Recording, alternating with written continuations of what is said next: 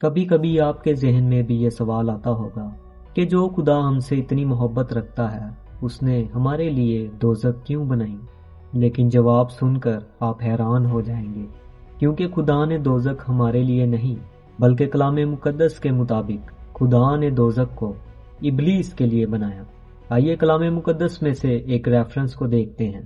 متی کی انجیل اس کے 25 باب اور اس کی 41 آیت میں لکھا ہے، پھر وہ بائیں طرف والوں سے کہے گا، اے ملاؤنو، میرے سامنے سے اس ہمیشہ کی آگ میں چلے جاؤ، ابلیس اور اس کے فرشتوں کے لیے تیار کی گئی ہے۔ یاد رکھیے دوزخ ایک ایسی جگہ ہے جہاں پر سزا کے حقداروں کو بھیجا جاتا ہے۔ خدا نے دوزخ کو صرف گرائے ہوئے فرشتوں کے لیے بنایا تھا، اور دوزخ ایک ایسی جگہ ہے جہاں پر انسان نہیں جا سکتا تھا۔ مگر جب انسان نے گناہ کیا اور خدا کے خلاف گستاخی کی تو انسان نے خود دوزخ جیسی جگہ کو اپنایا۔ انسان نے خدا کے پیار اور اس کے فضل کو چھوڑ کر دوزخ کو اپنایا۔